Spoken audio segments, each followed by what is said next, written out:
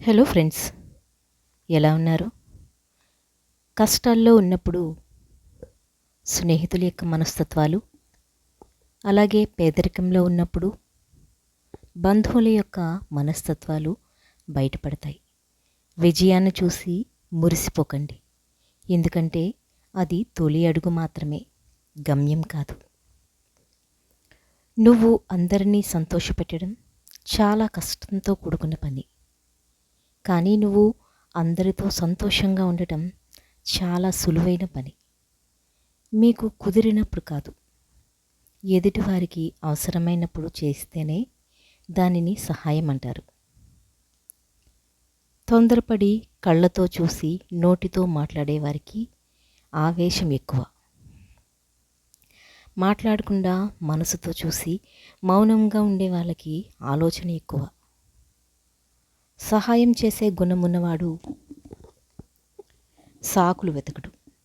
ఈ పరిస్థితిలో ఉన్నా తప్పకుండా చేసి తీర్తాడు. మీకు నోరు ఉంది కదా అని పదే పదే ఎదుటివాళ్ళు బాధపడేలా మాట్లాడకండి. ఒకసారి దూరమైతే తెలుస్తుంది వారి విలువెంటో. మంచివారికి లభించే మొదటి బహుమానం అవమానం, అలాగే అపనిందలు కాదంటారా? సింహం వెనుక ఎన్ని శునకాలు మురిగినా సింహం విలువ తగ్గిపోదు. అలాగే నీ వెనుక ఎంతమంది ఏం చెప్పుకున్నా కూడా నీ విలువ తగ్గిపోదు. చింతించకండి. అందమైన వారు అడుగడుగునా ఉంటారు, కానీ అందమైన మనసున్నవారు మాత్రం అరుదుగా ఉంటారు.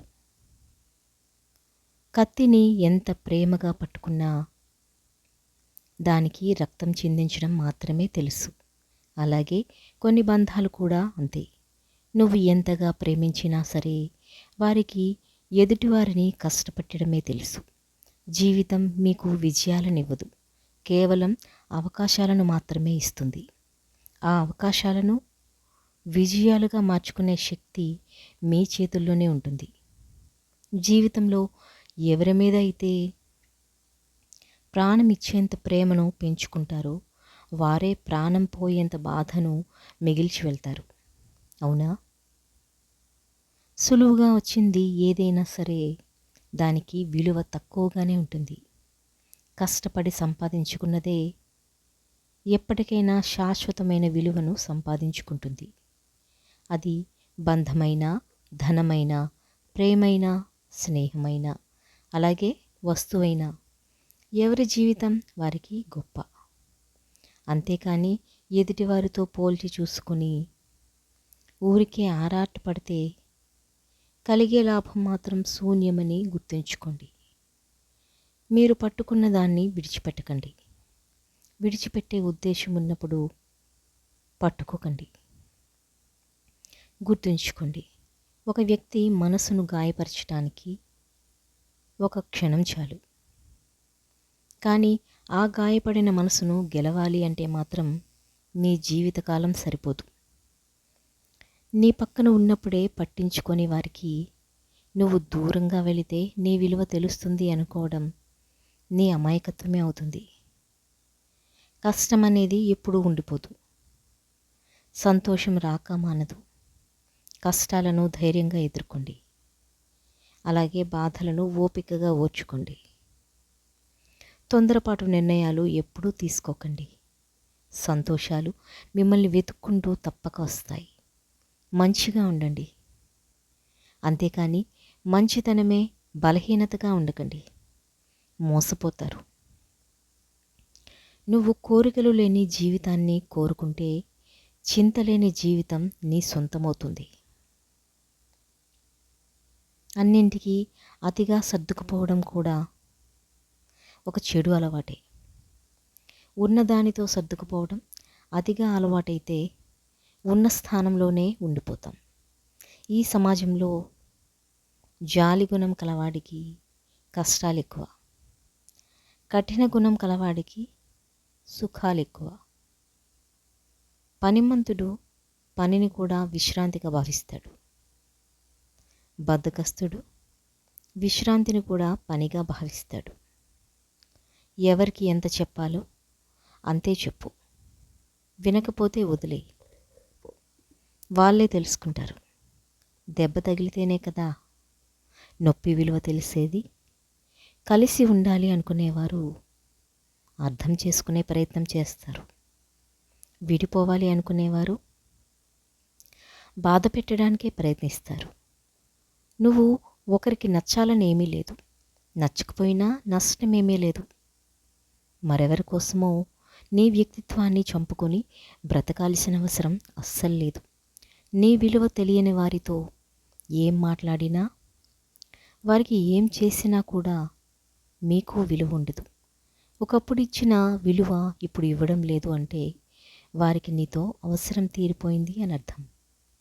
మొదటిసారి ఎవరైనా ప్రయత్నిస్తారు, కానీ ఓడిపోయినా సరే గెలిచే వరకు ప్రయత్నించేవారే గొప్పవారవుతారు. డబ్బు లేకపోతే మన ఇంట్లోనే విలువ ఉండదు. అలాంటిది సమాజంలో ఎలా ఉంటుంది? ఒకప్పుడు మనుషులు గుణం చూసి దగ్గరయ్యేవారు, కానీ ఇప్పుడు మాత్రం డబ్బు ఉంటేనే దగ్గరవుతున్నారు. జీవితంలో సుఖంగా ఉండాలి అంటే ఈ 3 విషయాలను గుర్తుపెట్టుకోవాలి. జరిగిన దాన్ని మర్చిపోవాలి, జరుగుతున్నది గమనించాలి, అలాగే జరగబోయే దానికి సిద్ధంగా ఉండాలి. అర్థమైందనుకుంటా. ఏం జరిగినా ఆలోచిస్తూ ఆగిపోకండి. ఏది జరిగినా అది మీ మంచికే జరుగుతుంది. మీరు గతంలో ఆగిపోకండి, ఎందుకంటే కాలం సాగిపోతూనే ఉంటుంది. నువ్వు చేసే పని నీకు ఇష్టమైందైతే సాధ్యమైనంతగా ఎక్కువగా కష్టపడండి. ఎందుకంటే నేటి నీ కష్టం తప్పకుండా రేపటిని నీ ఆనందానికి పునాది అవుతుంది. కష్టపడడం తప్పు కాదు, కష్టాన్ని ఇష్టపడకపోవడం తప్పు. ఇష్టపడి శ్రమిస్తే సాధించలేనిదంటూ ఏది ఉండదు. నువ్వు తప్పును కప్పిపుంచుకునే ప్రయత్నం చేస్తే అది మరింత పెద్ద ఆపదను నీకు తెచ్చిపెడుతుంది. మనం లక్ష్యం కోసం అలుపెరగకుండా శ్రమిస్తే నేడు కాకపోయినా రేపైనా మనకు విజయం దక్కుతుంది. నిరాశపడకండి. ఎదుటివారు మంచివారో చెడ్డవారో అని వేలెత్తి చూపించే హక్కు ఎవరికీ లేదు. ఎవరి జీవితం వారిది. నచ్చితే మాట్లాడు, లేదంటే వదిలేయి. అవసరం ఉన్నప్పుడే పలకరిస్తున్నారని ఎవరి గురించి బాధపడకండి. వారు చీకట్లో ఉన్నప్పుడే వెలుగుల మీద గుర్తుకు వస్తున్నారని సంతోషించండి. వినే ఓపిక లేని వాళ్ళు ఎప్పటికీ అజ్ఞానిగానే మిగిలిపోతారు.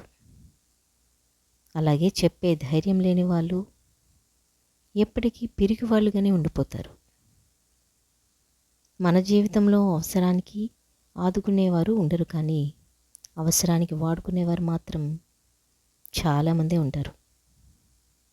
ఎక్కువగా ఆలోచించడం కూడా ఒక రకమైన మానసిక సమస్యే.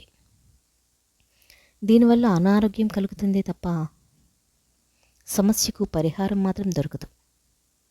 ఎక్కువ సమయం ఖాళీగా ఉండకుండా ఏదో ఒక పనిలో నిమగ్నం అవ్వండి. ఒక లక్ష్యాన్ని పెట్టుకోండి. నీ మనసులో ఆ లక్ష్యం తప్ప మరేదీ ఉండకూడదు. అప్పుడే మీరు కుదుట పడతారు.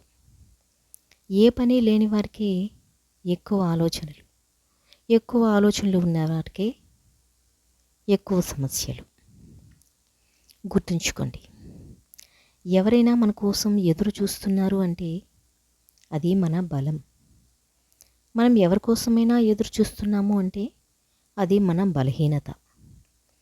మన మనసు ఎలా ఉంటుంది అంటే ఎదుటివారికి కష్టం వస్తే చూసి తట్టుకోలేక మన దగ్గర ఉన్నదంతా మొత్తం ఇచ్చేస్తాం.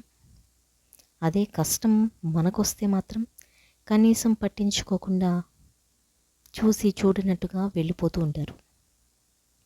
మనకు బాగా ఇష్టమైన వాళ్ళకు కూడా బాగా ఇష్టమైన వాళ్ళు ఉంటారు. అది మన మెదడు ఒప్పుకున్నా మన హృదయం మాత్రం ఒప్పుకోదు. అందరూ నీ వాళ్ళు అని నీ బలహీనతలను పంచుకునే సాహసం చేయకు. నీ వాళ్ళు పరాయి వాళ్ళు అవ్వడం ఒక్క నిమిషం పట్టదు. అప్పుడు నీ బలహీనతలే వాళ్ళకి బలంగా మారుతాయి. గుర్తుంచుకోండి. మీరు ప్రశాంతంగా ఎప్పుడు ఉంటారో తెలుసా? ఎదుటివారు మిమ్మల్ని ఎంత రెచ్చగొట్టే మాటలు మాట్లాడినా మీరు అవసరానికి మించి మాట్లాడకుండా ఉన్నప్పుడే ప్రశాంతంగా ఉంటారు. ఇక ప్రశాంతంగా ఉన్నప్పుడే ఎవరితో ఎలా మాట్లాడాలో తెలుస్తుంది. అవసరం మిమ్మల్ని బలహీనలు చేస్తుంది. ఎందుకంటే పగవాడు అని తెలిసినా కూడా పలకరించు అని అవసరం చెప్తూ ఉంటుంది. ఎందుకు అంటే అవసరం కదా. ఈ సమాజంలో నవ్వుకు ఉండే విలువ బాధకి ఉండదు, డబ్బుకు ఉండే విలువ గుణముకు ఉండదు, అబద్ధానికి ఉండే విలువ నిజానికి ఉండదు. జీవితం చాలా చిన్నది. నచ్చిన వాళ్ళు నీ జీవితంలో ఉంటారు, నచ్చని వాళ్ళు వెళ్ళిపోతారు. నువ్వు మాత్రం నీకు నచ్చిన విధంగా బ్రతుకు. ధనవంతుడి దృష్టిలో పేదవాడి స్థానం ఎప్పుడూ గుమ్మం బయట ఉంటుంది. కానీ పేదవాడి దృష్టిలో ధనవంతుడి స్థానం ఎప్పుడూ గుమ్మం లోపలే ఉంటుంది. ఎందుకంటే జరిగిన వాటిని మర్చిపోవాలి, జరుగుతున్న వాటిని గమనించాలి, డబ్బులో కాదు. జరగబోయే వాటికి సిద్ధంగా ఉండాలి. అలాగే రోగం, ఈ మూడు లేనివాడు గుడిసెలో బ్రతికిన కోటీశ్వరుడే. ఇతరులతో పోల్చుకోవడం, పగిలిన అద్దంలో మొహం చూసుకోవడం రెండూ ఒకటే. అర్థమైందనుకుంటా. ఎవరిని బాధ పెట్టకూడదు, కష్టపెట్టకూడదు అనుకున్న వ్యక్తే అందరి వల్ల కష్టపడుతూ బాధపడుతూ ఉంటాడు అన్నది నిజం. జాగ్రత్తగా ఉండండి.